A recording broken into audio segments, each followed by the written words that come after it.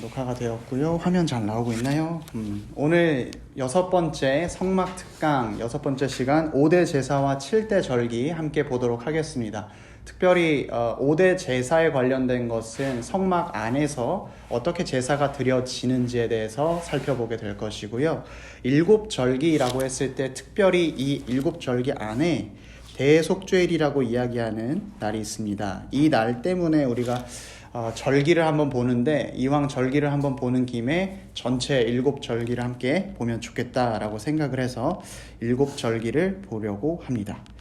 먼저 우리가 지금까지 성막에 대해서 배웠던 잠시 배경을 다시 한번 살펴보면 좋겠는데요. 이스라엘 백성들이 출애굽하고 이집트에서 나오고 나서 여기 시내산에서 하나님의 말씀을 받습니다. 그것이 십계명이었고, 하나님과 이스라엘 백성이 언약, 약속을 맺는데, 그것을 이제 가지고서 이스라엘 백성이 만든 것이 바로 성막이었습니다. 특별히 성막은 하나님께서 이스라엘 백성들을 만나 주시는 곳이라고 이야기를 했고, 이 성막에서 그러면 하나님을 우리는 어떻게 만나는가, 이것이 오늘 우리가 보게 될 5대 제사의 핵심의 내용이라고 할 수 있겠습니다. 그래서 앞에 이 화면에 보시면 레위기를 중심으로 오늘 5대 제사를 한번 살펴보겠는데요. 특별히 레위기의 우리말 성경에서는 이름이 레위기라고 되어 있지만, 히브리어 성경으로 봤을 때는 항상 그 히브리어 맨 앞 글자를 그 책의 이름으로 짓는 방법을 사용하기 때문에 바이크라라는 단어를 사용합니다. 여기서 이 바라는 거는 그리고 라는 뜻이고, 이크라는 건 부르셨다. 특별히 이제 마지막 어미에 이제 인칭 대명사가 붙기 때문에 그리고 그가 부르셨다라고 이제 레위기의 책 이름이 정해집니다.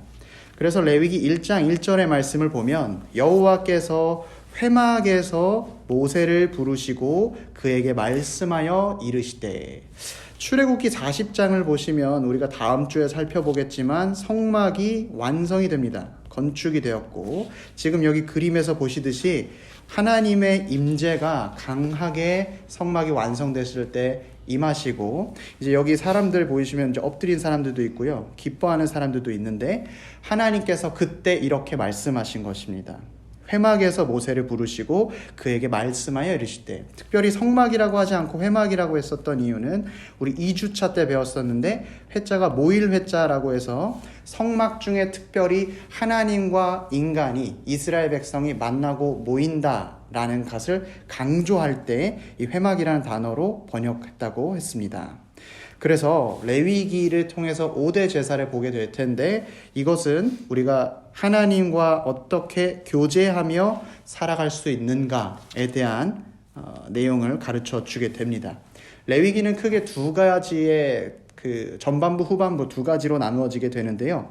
어떤 분들은 전반부를 1장에서 17장으로 잡는 분들도 있는데, 특별히 오늘은 우리가 제사와 절기에 대해서 집중적으로 보기 원해서 전반부를 1장에서 10장으로, 그리고 후반부를 11장에서 27장으로 세분화했습니다. 전반부는 특별히 우리가 이제 성막도 완성되었고 이스라엘 백성도 하나님께 부름을 받았는데, 이스라엘 백성이 어떻게 하나님을 만날 수 있겠는가? 하나님께서는 의로우시고 이스라엘 백성들은 여전히 죄인인데, 하나님을 만났을 때 어떻게 만날 수 있겠는가? 바로 의로움을 얻게 되는 방법, 특별히 이것은 제사를 통해서 의로움을 획득하게 되고, 그것을 제사장이 제사를 섬겨줌으로써 이제 하나님을 만나게 되는 것이죠. 그래서 전반부는 죄인이 어떻게 하나님을 만날 수 있겠는가 해서 제사와 제사장에 대한 규례 내용을 담고 있고, 후반부 같은 경우에는 이제 하나님을 만나게 되었으니까 만나서 계속해서 교제를 해야지, 그 다음에 안 만나면 안 되니까 거룩하신 하나님을 만난 뒤에 그 관계를 어떻게 지속할 수 있는가, 이 관점에서 보게 됩니다. 그래서 그것이 7절기다 이렇게 생각을 하시면 되겠습니다. 이렇게 말씀을 보게 되면 레위기, 특별히 여기는 이제 8장을 또 이렇게 넣어주셨는데, 여기 보시면 7장까지 했는데, 아마 이거는 제사에 관한 그런 구조를 만들었기 때문에 이렇게 또 차이를 두게 하신 것 같아요. 이제 5대 제사라고 부르는 제사의 종류가 있습니다. 번제, 소제, 화목제, 속죄제, 속건제.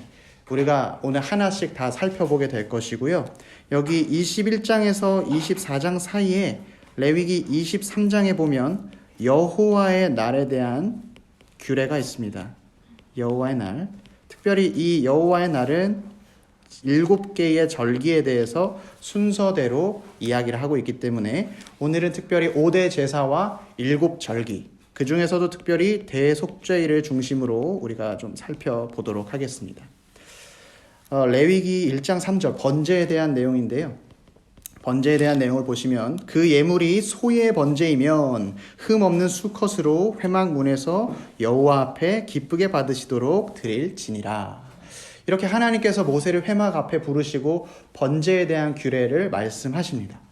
그러다 보니까 우리가 놓치기 쉬운 것이 그러면 이 번제라는 게 레위기 때 이 시내산에서 처음 주어진 것인가? 이렇게 생각할 수 있습니다. 그런데 제사는 사실 시내산 이전서부터 많이 드려졌었죠. 아브라함 때, 그리고 그 이전으로 또 돌아가면 노아도 있었고요. 또 이전으로 돌아가면 아벨도 있었고 아담 때부터 제사를 지내왔습니다. 그러면은 이 제사는 도대체 뭔가? 이런 생각이 들 수 있을 것 같아요. 그래서 이번에 보시면 계시의 점진성의 관점에서 제사가 무엇이냐라고 적어놨습니다. 계시의 점진성이라고 혹시 들어보셨는지 모르겠어요. 우리가 하나님의 말씀을 어려운 말로 계시라고 해요. 하나님께서 가르쳐 주셨다, 말씀하셨다라는 차원에서 계시라고 하는데, 점진이라고 하면은 점점 커지거나 넓어지거나 그런 뜻이잖아요. 하나님께서 말씀해 주신 것이, 특별히 예수 그리스도에 관한 하나님의 말씀이 점점 더 구체화되고 그것을 점점 더 명백하게 해주시는 그런 구약에서부터 신약의 관점으로 보면 하나님의 말씀이 점점 구체화된다라는 것을 계시의 점진성이라고 이야기를 합니다. 그래서 아브라함과 노아, 아벨, 아담, 이제 시내산 이전에 제사를 드렸던 사람들이 제사 지냈던 거와, 그리고 이스라엘 백성이 제사 지내는 것, 그리고 지금 예수 그리스도 이후에 우리가 예배 드리는 것이 다 다른 것이냐? 아니다. 결론은 똑같은 것이다. 그럼 어떻게 똑같은 것이냐를 한번 살펴보겠는데요.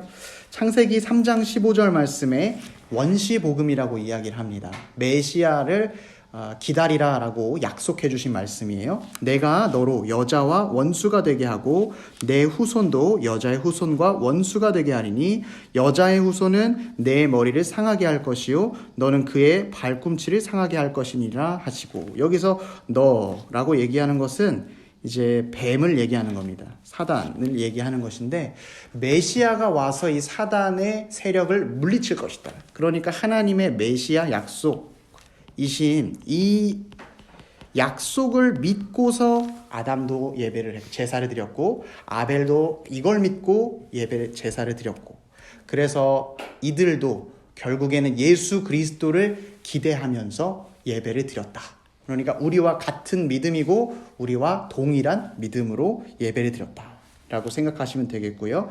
특별히 그러면 출애굽 때는 이 창세기 3장 15절 말씀, 메시아가 오신다라는 말씀이 어떻게 구체화됐느냐?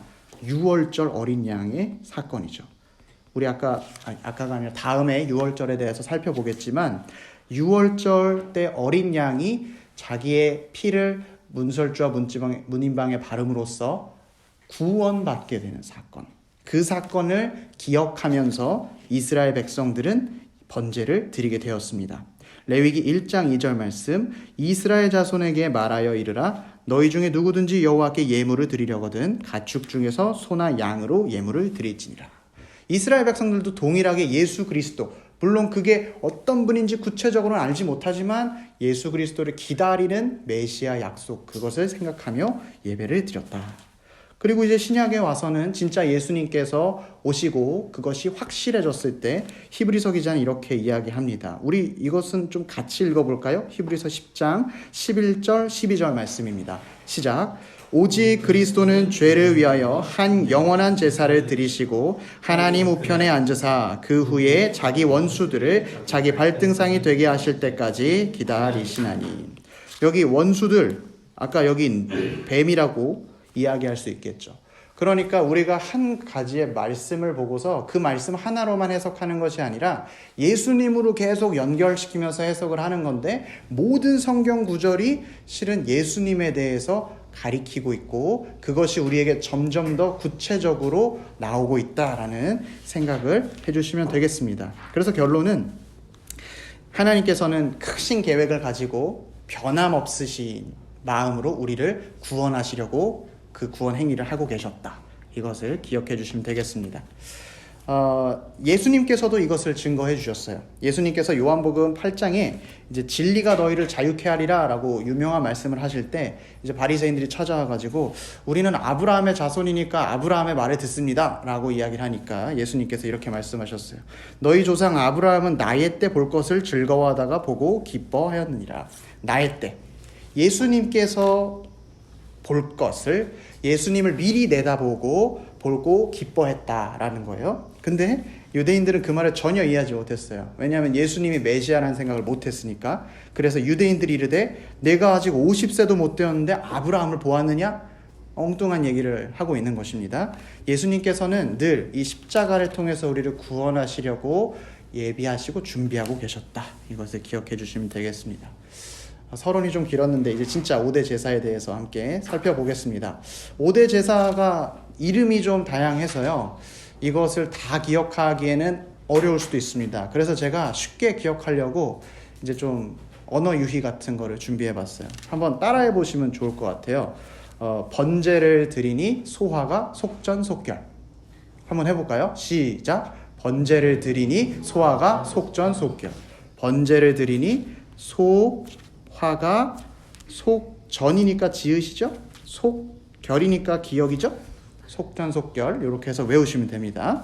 번제를 드리고 소제를 드리고 화목제를 드리고 속죄제를 드리고 속건제를 드린다. 우리 이 5가지의 제사를 조금 구체적으로 한번 살펴보겠습니다. 먼저 첫 번째는 번제인데요. 번제는 히브리어로 한 번씩 들어보시면 좋을 것 같아요. 올라라는 단어를 씁니다. 올라가 우리나라 말 올라가 아니고 실제 히브리어 말 중에 올라라고 있어요. 이것은 뜻하는 것이 go up, 올라가다라는 뜻이에요. 공교롭게도 비슷합니다.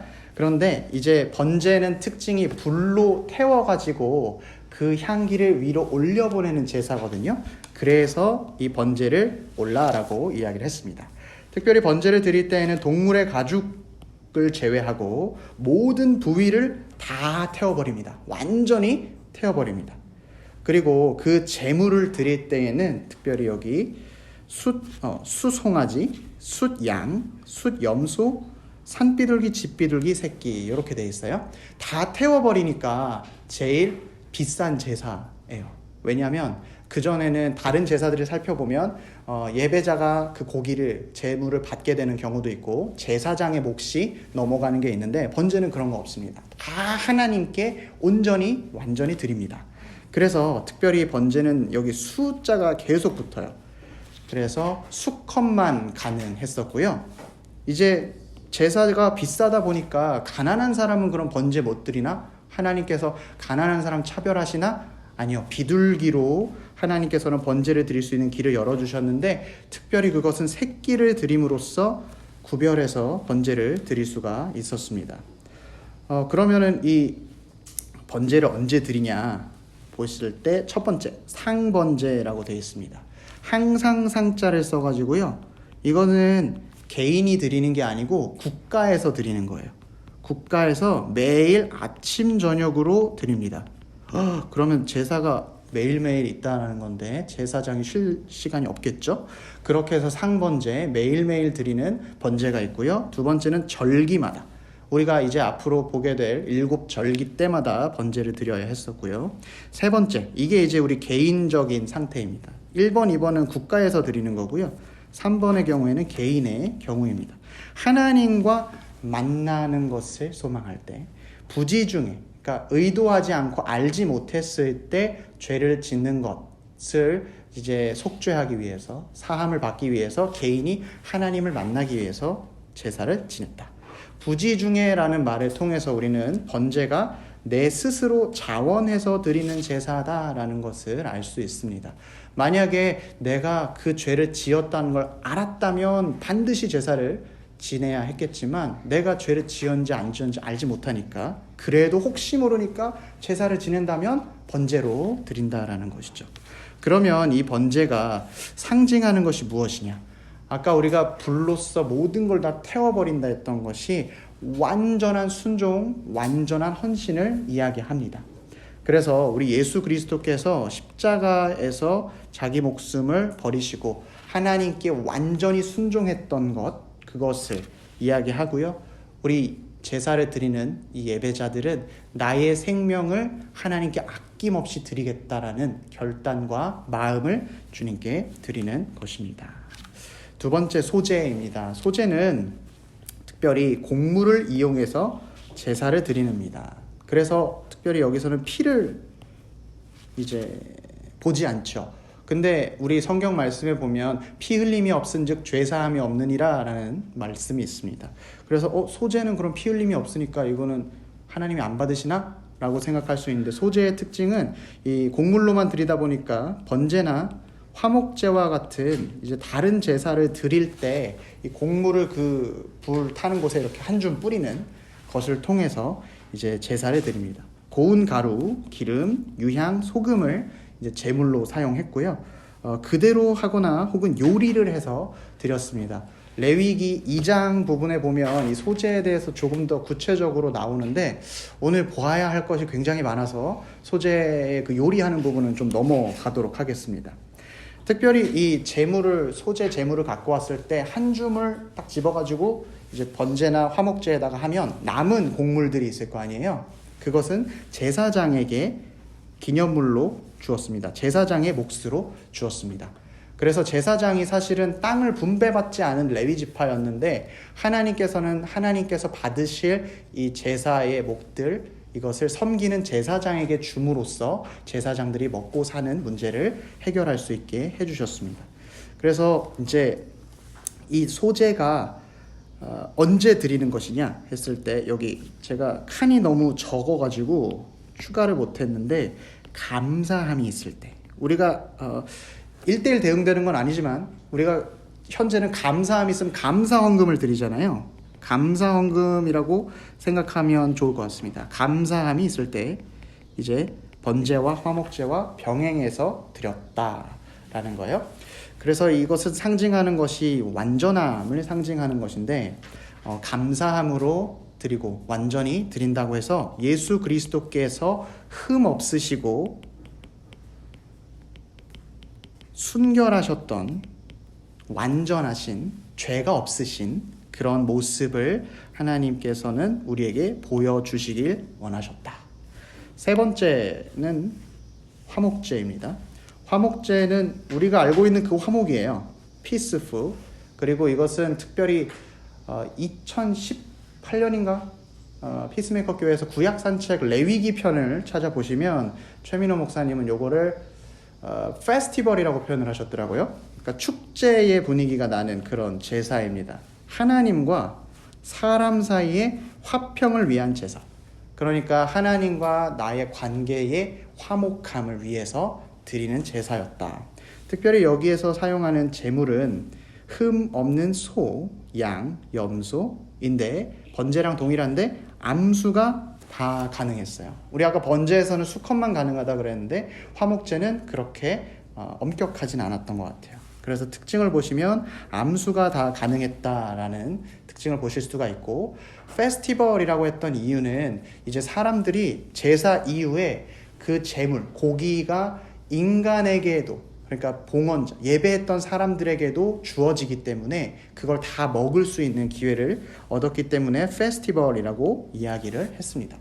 다 나눠 먹어야 되니까 소나 양이나 염소는 괜찮은데 비둘기 같은 경우는 나눠 먹기가 어렵겠죠. 그래서 화목제에서는 비둘기를 사용하지는 않았습니다. 그러면 이 화목제는 언제 드리는 것이냐? 하나님과의 평강을 위해서 드리는 것인데, 첫 번째로는 감사제로 감사할 때 드릴 수 있었고요. 두 번째는 서원제, 서원할 때 내가 하나님 앞에 강한 약속을 드릴 때 할 수 있었고, 자원제는 그냥 내가 진짜 자발적으로 하고 싶을 때 드릴 수 있었습니다. 그래서 특별히 자원제를 어떤 그 본문에서는 낙헌제라고도 번역을 했습니다. 즐거운 낙자에 헌신하는, 즐겁게 헌신하는 제사다라고 해서 자원제라고 했고요. 이것 외에 국가적으로 화목제를 드리는 경우가 있었어요. 제가 이것도 칸이 좀 적어서 넣지 못했는데, 국가적으로 드리는 경우에는 이제 하나님과 이스라엘 백성이 언약 체결을 했을 때 그때도 드렸고, 두 번째는 왕이 임명되었을 때, 그리고 세 번째는 성전이 봉헌되었을 때, 이랬을 때 다 화목제를 드렸습니다. 이것은 이제 사실 언약 체결, 왕의 임명, 성전 봉헌, 그때 이제 화목제가 드려졌다라는 본문이 있어서 제가 이렇게 적어 드렸습니다. 그럼 이 화목제가 상징하는 것은 무엇이냐? 화목제는 하나님과 우리의, 에베소서 말씀을 보면 막힌 담, 죄가 있었는데 예수 그리스도께서 그 막힌 담을 헐으시고 우리와 하나님이 화평하게 하셨다라고 말씀을 하세요. 그래서 예수 그리스도께서는 우리의 화목 제물이 되어 주셔서 우리와 하나님 사이를 화목하게 만드셨다. 이게 이제 로마서 3장 25절 말씀과 에베소서 2장 16절 말씀에 나와 있습니다.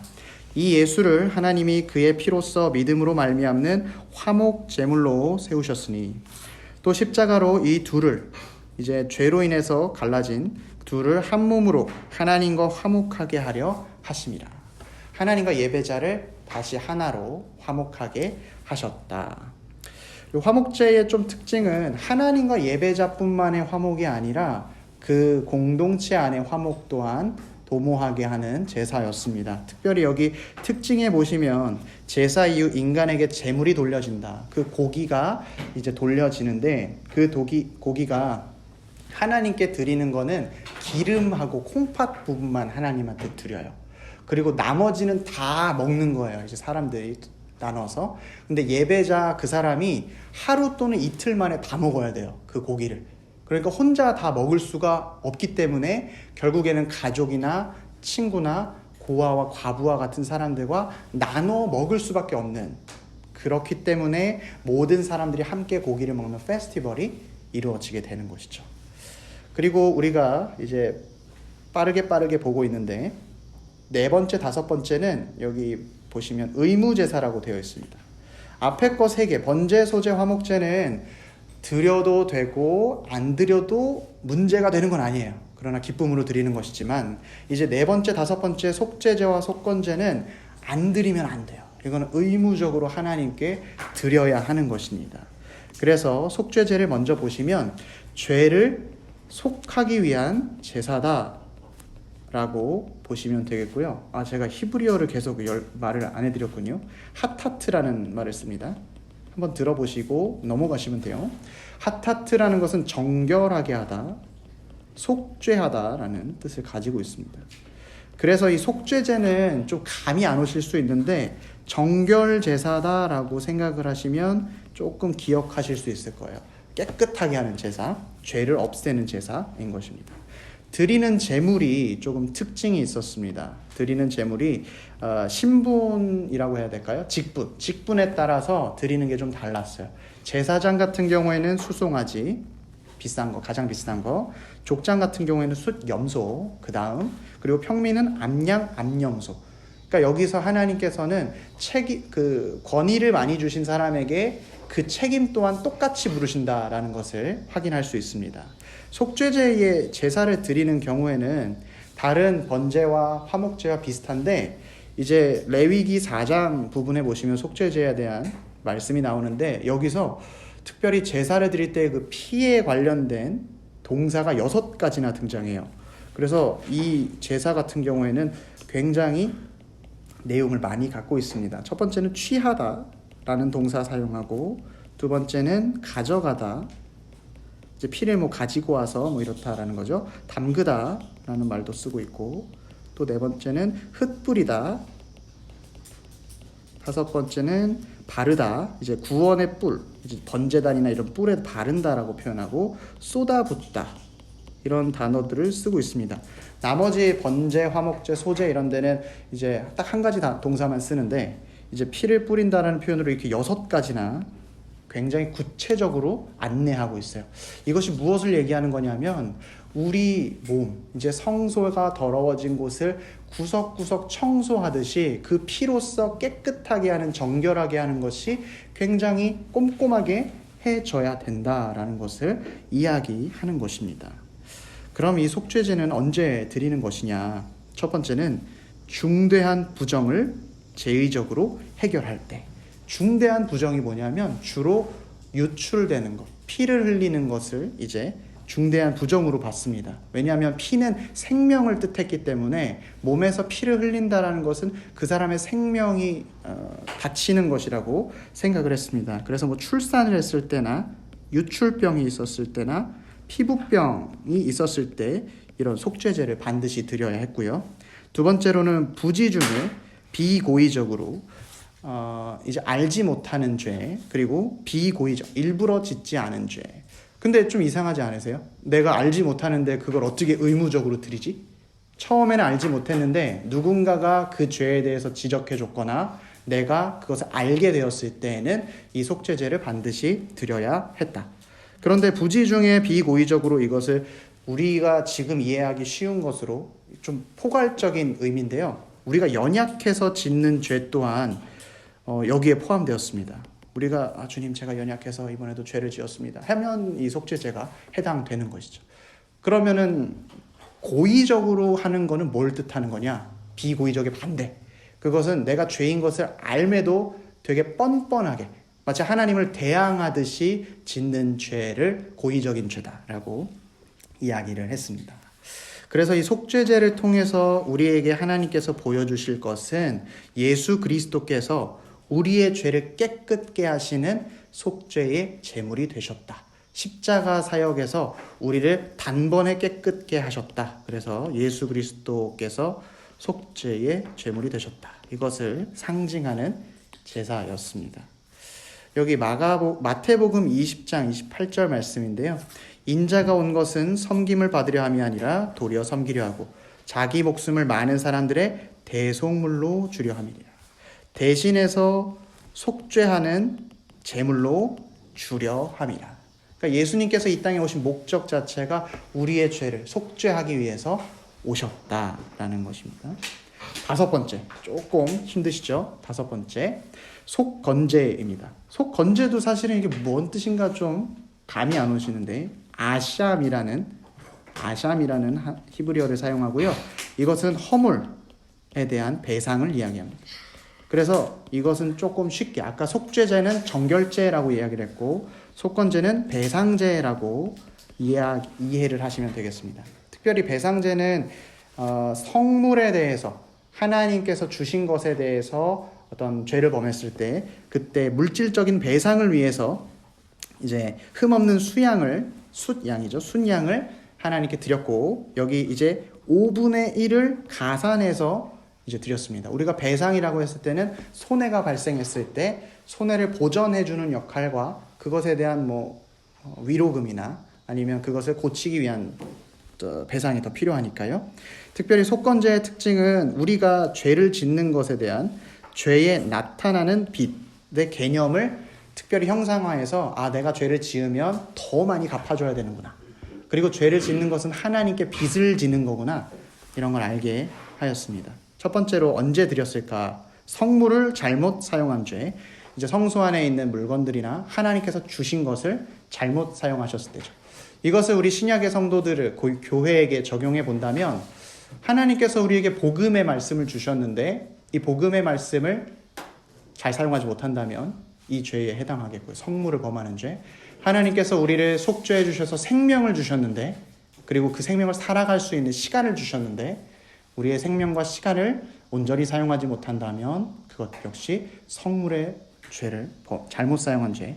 우리에게 주신 모든 것을 우리가 잘 사용해야 된다는 것이죠. 그래서 사실은 이 성물을 잘못 사용한 죄는 영적으로 보면은 거의 모든 게 주님께서 주셨던 것이 다 해당된다고 보면 되겠습니다. 두 번째는 이웃 간의 재산상의 피해. 우리가 공동체로 살아가다 보면 다른 사람에게 재산상의 피해를 줄 때가 생기는데, 안 생겨야겠지만 그럴 때 이제 속건제, 배상제를 드렸다. 특징은 예수 그리스도께서 우리 죄에 대한 그 갚아주신 것을, 공의와 이 모든 것을 만족시켜서 우리를 속죄해 주시고 우리의 죄를 배상해 주신 예수 그리스도를 상징한다라고 보면 되겠습니다. 이렇게 해서 우리 5가지의 5대 번제를 살펴보았고요. 이 표는 사실 예물을 드리는 자의 행위와 제사장의 행위, 제사를 드릴 때 어떤 게 예배자가 하는 거고 어떤 게 제사장이 하는지에 대해서 좀 구체적으로 했는데요. 시간이 조금 없어서 요거는 요 정도로 요약하면 될 것 같아요. 예배 드리는 사람이 제물을 가지고 와서 직접 안수를 하고 그 제물을 직접 잡았어요. 그러니까 안수를 했을 때 목적은 내 죄가 이 제물에게 전가된다라는 것을 의미하고, 그 제물이 죽는 것을 통해서 실은 내가 죽어야 되는데 이 흠없고 잘못 없는 제물이 나 때문에 죽었구나 라는 마음으로 하나님께 나아갔다. 이것이 좀 중요한 포인트가 되겠습니다. 그래서 우리 아까 기억나시나요? 우리 5가지의 제사 어떻게 외우기로 했죠? 번제를 드리면 소화가 속전, 속결. 이렇게 해서 구약의 5대 제사 기억해 주시면 되겠습니다. 구약의 이 5대 제사 말고 제사를 드리는 방법을 구분할 때 또 이 말을 제자를 붙여서 쓰는 게 있어요. 그래서 구약의 4가지의 제사 방법 빠르게 살펴보겠습니다. 화제, 불로 태워서 드리는 거였고요. 전제, 이것은 부어서 드리는 제사였습니다. 특별히 거제와 요제가 조금 헷갈리는 것 같아서 2개를 마지막에 보는데, 거제는 들 거자예요. 그래서 하나님 앞에 이렇게 들어서 내가 하나님께 드립니다 라는 의미를 했고요. 요제는 흔들다라는 뜻입니다. 그래서 어떻게 흔들까요? 제물을 이렇게 흔들까요? 이렇게 흔들까요? 앞뒤로 흔듭니다. 특별히 이 앞뒤로 흔들 때 가슴살을 많이 들어서 흔들었어요. 흔든다는 것의 뜻은 우리가 흔들어 깨운다라고 표현하죠. 가슴에 심장이 있는데 나의 생명을 주님 앞에 흔들어서 깨워서 내가 깨어서 주님께 나아간다 라는 것을 요제가 상징했습니다. 그래서 구약의 5대 제사, 이렇게 해서 제사의 방식까지 해서 살펴봤고, 여호와의 7절기 조금 빠르게 봐서 넘어가도록 하겠습니다. 4번째는 여호와의 절기인데요. 특별히 레위기 23장을 보시면 이 7절기에 대해서 쭉 설명이 천천히 나와 있습니다. 그래서 오늘 제가 강의한 내용이 좀 이해가 안 되신 분들은 레위기 23장을 댁으로 돌아가셔서 쭉 천천히 읽어보시면 좋겠습니다. 7절기는 특별히 아까 우리가 레위기 1장에서 10장은 하나님께로 나아가는 방법, 그리고 11장부터 27장은 하나님과 계속해서 교제하는 방법을 이야기한다고 했는데, 여기 보시면 그리스도 중심의 삶을 내가 어떻게 살 것인가는 7대 절기를 통해서 우리가 확인할 수 있습니다.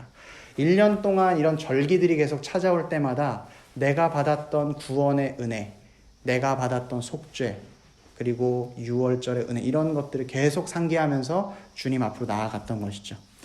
7절기라고 했는데 이 7절기가 계절마다 묶여서 3개의 단위로 묶입니다. 6월절 이쪽 계절에 이제 절기가 3개 있고요. 오순절 계열의 절기가 하나 있고, 장막절 계열의 절기가 3개가 있습니다. 그래서 이 그림을 보시면 좀 복잡하시겠지만 한번 보시면 좋겠습니다. 여기 패스오버, 여기가 아까 우리 1번 6월절입니다. 그리고 unleavened bread, 여기가 2번 무교절. 이렇게 돼 있는데, 이게 이제 표를 어떻게 보시면 좋냐면, 우리 여기 안쪽의 원은 우리가 지금 사용하는 태양력입니다. 1월, 2월, 3월, 4월 이렇게 쭉 가는 거고, 그 위에 니산월 1 이렇게 되어 있는 것은 성경에서 이야기하는 유대력 그리고 종교력을 이야기합니다. 그래서 성경에서 뭐 첫째 달 초하루 뭐 이렇게 얘기하는 것이 우리 제뉴어리를 얘기하는 게 아니라 이 니산월을 이야기하는 것이다. 이 정도로만 생각하시고 넘어가면 좋겠어요. 그래서 아까 우리가 3개의 덩이가 있다 그랬는데, 여기 첫 번째 덩이가 6월절 덩이, 그리고 여기가 오순절 덩이, 그리고 여기가 이렇게가 이제 장막절 덩입니다. 그래서 이 세 개를 사실은 유대인의 3대 명절이라고도 얘기를 하고요. 이것을 구체적으로 이야기하는 것이 7대 절기의 내용입니다. 특별히 이거 히브리인들의 하루는 밤으로 시작해서 낮으로 끝난다라는 것이 이제 또 우리를 좀 헷갈리게 하는 것이죠. 우리는 아침이 시작해서 저녁이 돼야 되는데 이 사람들은 저녁이 되고 아침이 되니 하루의 시작이었다. 뭐 이렇게 말씀이 나오니까 이 정도 상식으로 생각하시면 되겠고요. 이게 아까 말씀드렸던 6월절 덩이, 오순절 덩이, 그리고 장막절 덩이입니다. 이제 6월절 덩이에서 가장 중요한 것은 6월절의 내용인데요. 좀 너무 작아서 안 보이시죠? 잠시만요. 그림 자체가 조금 좋지 않아서 이제 6월절은 우리가 흔히 알듯이 애굽에서 탈출할 때 10번째 재앙을 하나님께서 내리십니다. 장자가 죽는 것. 장자는 사실 모든 가정의 대표자이기 때문에 장자가 죽었다는 것은 그 가족 전체가 죽었다라고 말해도 될 정도로 큰 상징을 가지고 있었어요. 그래서 애굽 사람들의 장자가 죽었다는 것은 애굽 전체가 죽게 된 것이고 이스라엘 백성의 장자는 어린 양의 피로 문설주와 문지방에 바름으로써 하나님께서 pass over, 넘어가셨다 해서 구원을 상징합니다. 그림을 하나 다른 그림으로 보여드릴게요. 네, 여기 이제 레위기 23장 4절부터 8절까지가 6월절과 무교절에 대해서 이야기하고 있는데 이 말씀을 제가 좀 설명해드리면서 같이 보면 좋을 것 같아요. 이것이 너희가 그 정한 때에 성회로 공포할 여호와의 절기들이니라. 성회라는 것은 거룩한 회, 모임이라고 해서 하나님께서 이제 모이라고 말씀하신 그때를 말하고 있습니다. 특별히 성회라고 하면 모여서 제사하는 것이 좀 특징이고요. 율법을 제사장이 낭독합니다. 그 율법을 낭독한 것을 들으면서 아, 내가 이렇게 구원받았구나. 예수님을 기다려야겠구나. 메시아에 대한 약속을 다시 한번 다짐했던 그런 시간이 성회입니다. 이 성회가 모든 7절기가 다 성회라는 거예요. 결국엔 첫째 달, 아까 말씀드렸죠. 좀 다르다고. 첫째 달, 열 나흘날, 14일째, 저녁은 저녁부터 아침이 된다 그랬으니까 여호와의 6월절이요. 여기 14일 날이 6월절이 되는 거예요. 이달 15날은 15날 다음 날이죠. 여호와의 무교절이니 이래 동안 7일 동안 16, 17, 18, 19, 20, 21, 22 있을 때 너희는 무교병을 먹을 것이요. 그러니까 6월절은 아까 여기 어린 양의 피를 발라가지고 죽지 않았던 패스오버 했던 그 구원을 감사하는 날이 6월절이고요. 그 다음 날, 이날부터 이제 무교절이 시작되는데 무교절은 1, 2, 3, 4, 5, 6, 7 이렇게 7일 동안을 무교절 기간으로 지킨다는 거예요. 근데 이 기간에 지킬 때 특징이 뭐냐면 누룩을 넣지 않은 빵, 그것을 먹는 것이 무교절을 지키는 특징입니다. 그래서 그 첫날에는 무교절 첫날 너희가 성회로 모이고, 그러니까 6월절도 성회로 모이고 15일 무교절도 성회로 모이고 아무 노동도 하지 말지며 일하지 않고 안식을 이야기하시는 것입니다. 그리고 너희는 이래 동안 여호와께 화제를 드릴 것이요 불로 태우는 제사를 드릴 것이요 일곱째 날에도 성회로 모이고 아무 노동도 하지 말지니라. 일곱째 날에도 성회로 모이라. 복잡하네요. 도대체 언제도 모이라는 거죠? 라고 생각할 수 있는데 우리가 아까 레위기 23장 4절부터 읽었잖아요.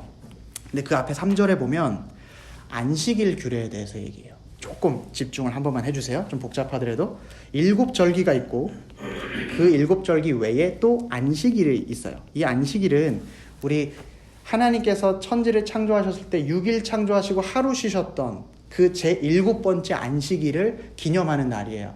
지금 우리가 주일로 지키고 있는 날이에요. 그래서 안식일 다음 날이군요. 주일은. 죄송합니다. 그래서 이 안식일에 대해서는 제7번째 날의 안식일이다 해서 제7의 안식일 이렇게 표현을 합니다. 그래서 7절기 외에 다른 안식일은 제7의 안식일이다 라고 표현을 해요. 그래서 이 7째 날이라는 게 안식일, 7번째는 안식일을 얘기하는 거예요. 이해가 조금 되셨나요? 여기 무교절 아까 시작한다고 했을 때 7일 동안 모인다 그랬잖아요. 여기. 그러면은 이 말인 즉슨 이 무교절 기간 안에 반드시 제7의 안식일이 포함이 된다라는 거예요. 언젠지 모르지만 그때 매해 달라지지만 그래서 이 제7의 안식일에도 성회로 모이라는 거예요. 그러니까 6월절에도 성회로 모여 무교절 시작에도 성회로 모여 무교절 기간 중에 안식일이 있으면 그 안식일도 성회로 모여. 그래서 그렇게 모임을 갖는 것입니다. 이 안식일을 굉장히 중요하게 하나님께서는 말씀하고 계세요. 그러면 이제 6월절 식사 잠깐 보면서 휴식.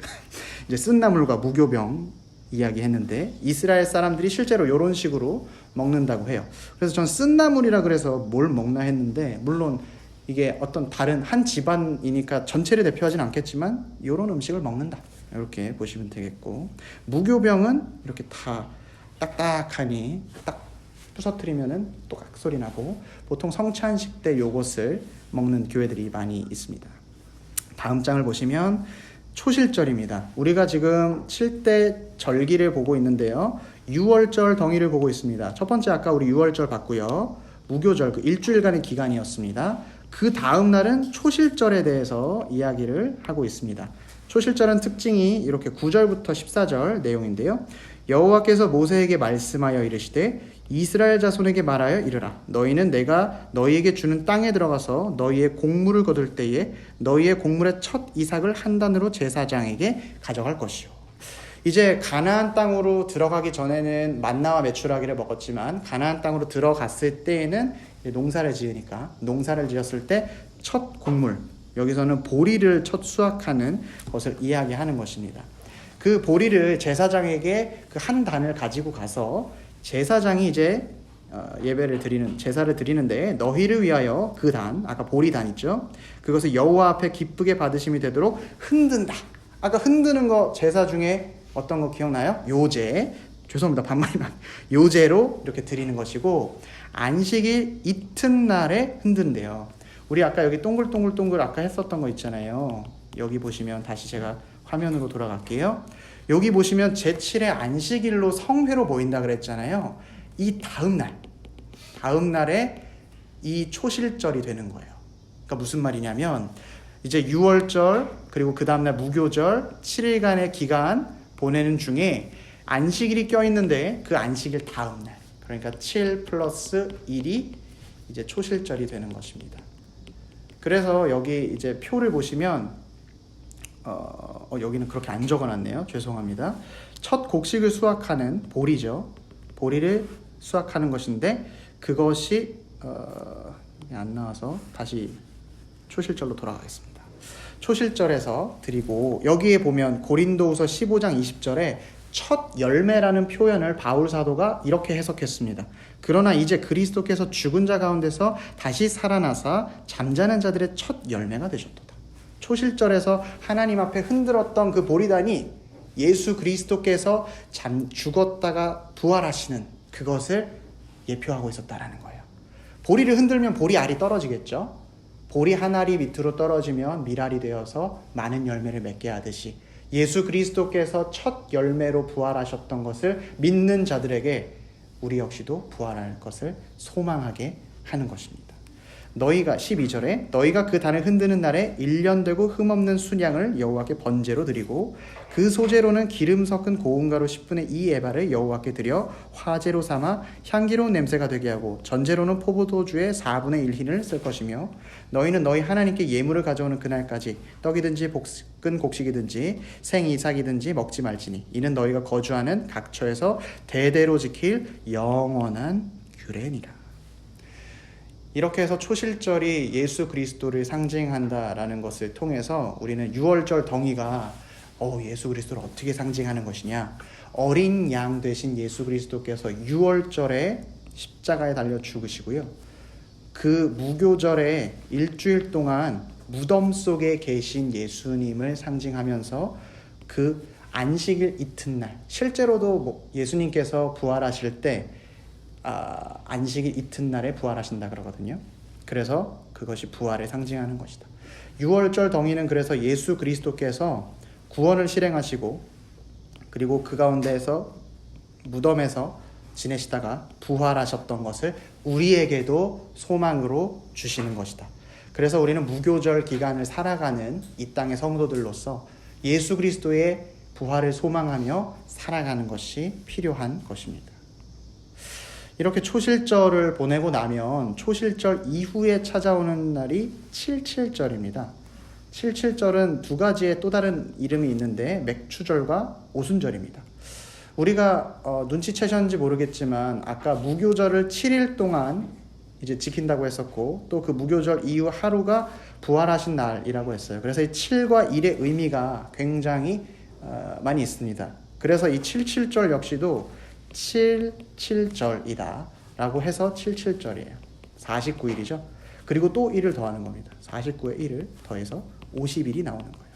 7이 상징하는 것은 하나님께서 완전히 창조하신 세상, 하나님께서 다스리는 것, 그리고 1이 상징하는 것은 이제 아담이 죄를 범했을 때 하나님의 완전한 창조가 깨지고 그것을 다시 새롭게 시작하신다라는 의미를 갖고 있습니다. 그래서 7 곱하기 7 더하기 1 해서 50이 되는 거예요. 77절, 맥추절, 오순절 말씀 한번 같이 보겠습니다. 15절부터 22절 말씀이에요. 안식일 이튿날, 이게 아까 7 플러스 1이에요. 부활하셨던 날, 곧 너희가 요제로 곡식단을 가져온 날부터. 이 날이 언제였어요? 초실절.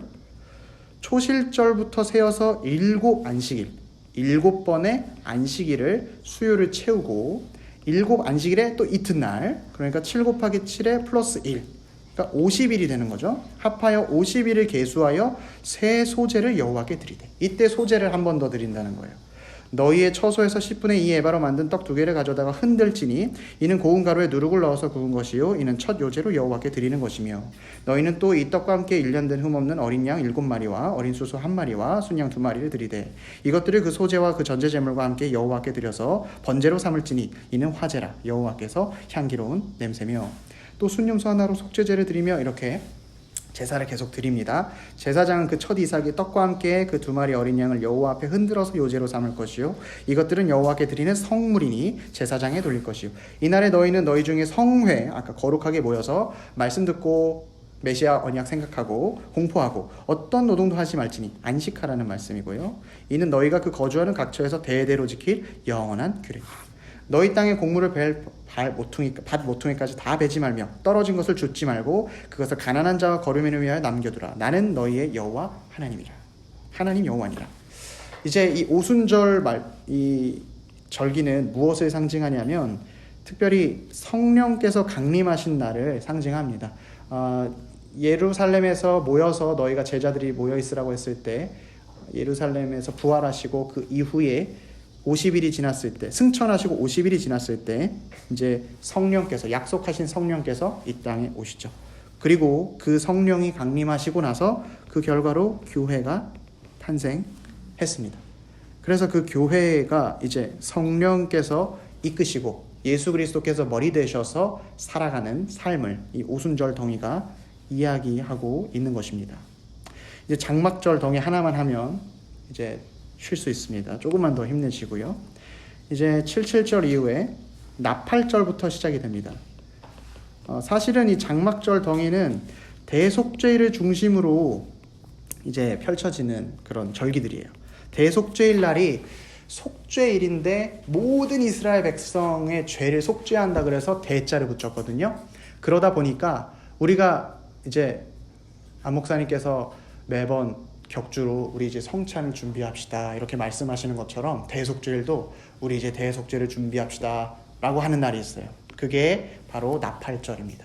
나팔을 불면서 앞으로 있을 대속죄를 준비하는 것입니다. 특별히 이 나팔로 된 것은 양의 뿔이에요. 그래서 이 양의 뿔을 불 때마다 알 수 있는 것은 양이 희생됐다라는 사실.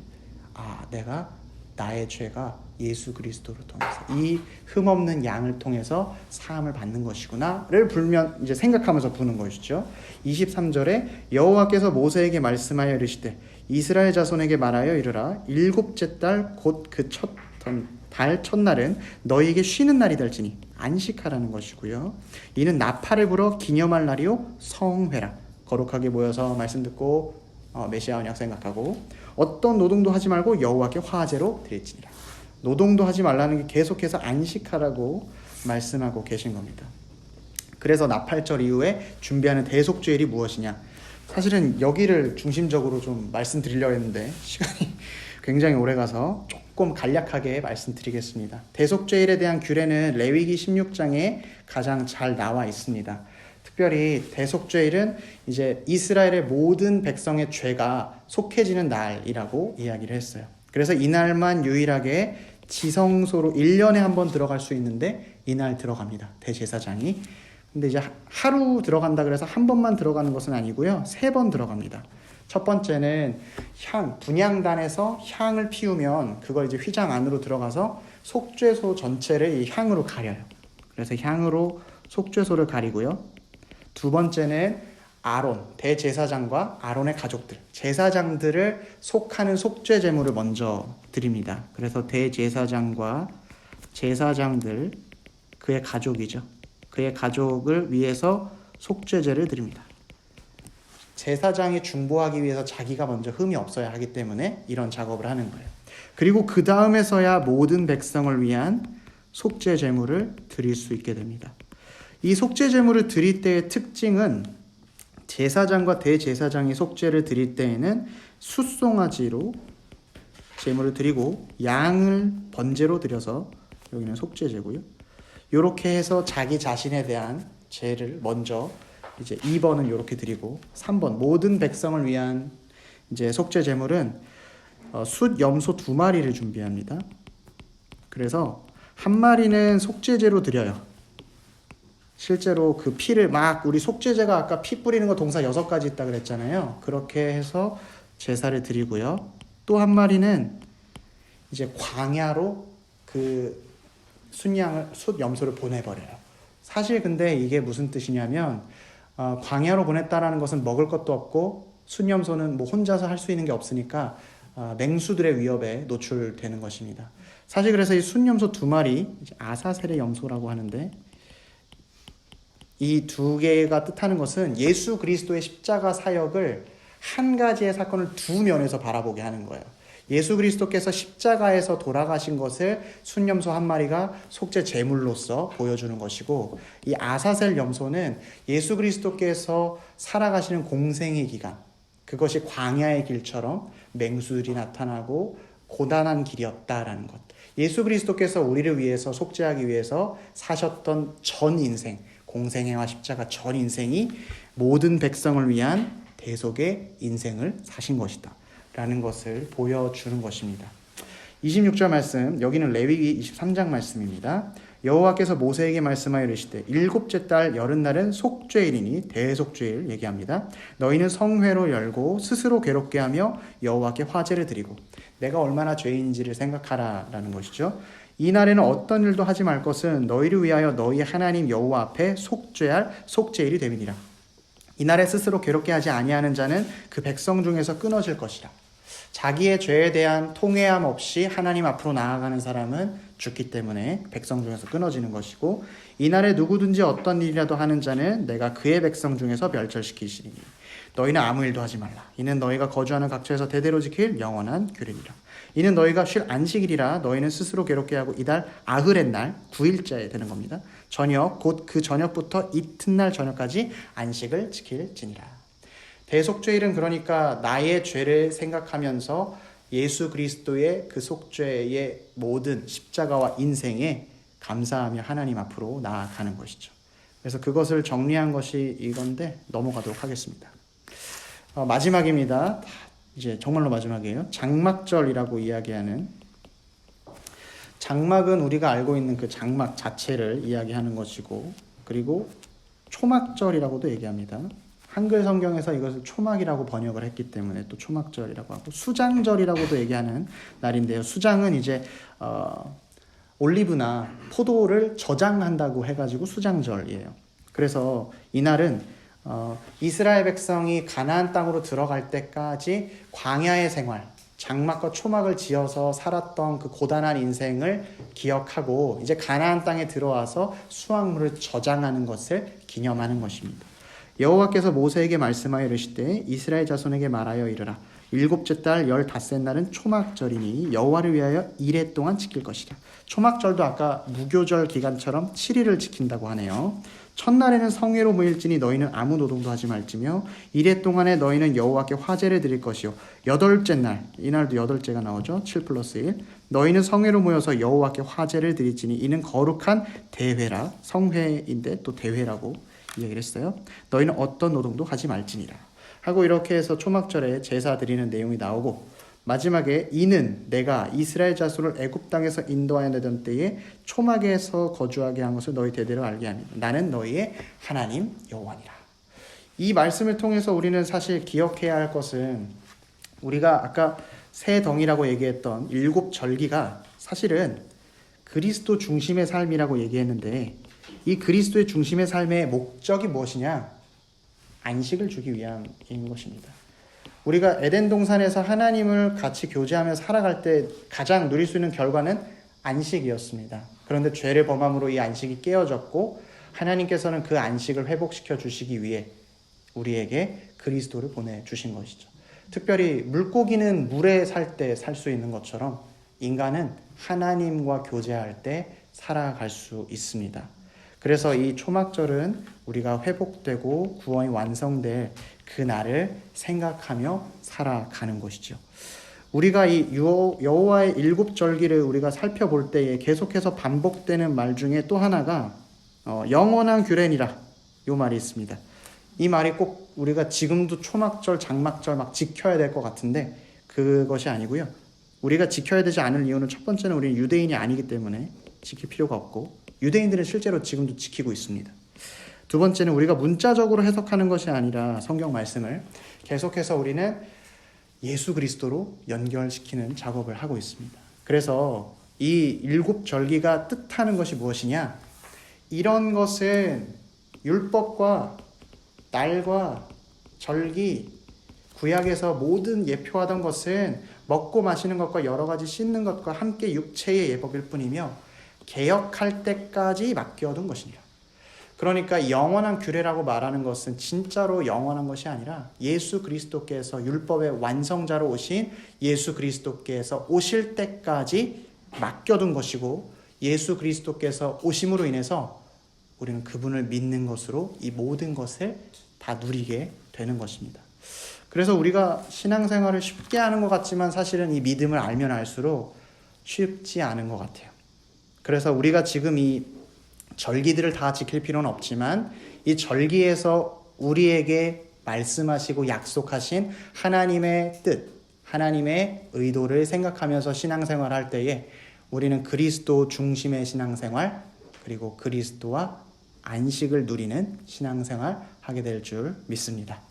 긴 시간 고생하셨고요. 이 시간 함께 기도하고 마치면 좋겠습니다.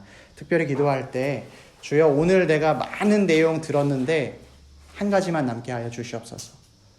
내 안에 가장 귀한 것 예수 그리스도. 그분이 모든 것을 성취하셨고 그분을 통해서 내가 오늘 들었던 모든 것을 누리게 되었습니다. 예수님 감사합니다. 나를 구원해 주셔서 내 마음 가운데 나와 함께 해 주시옵소서. 이 시간 간절한 마음 가지고 함께 기도합시다.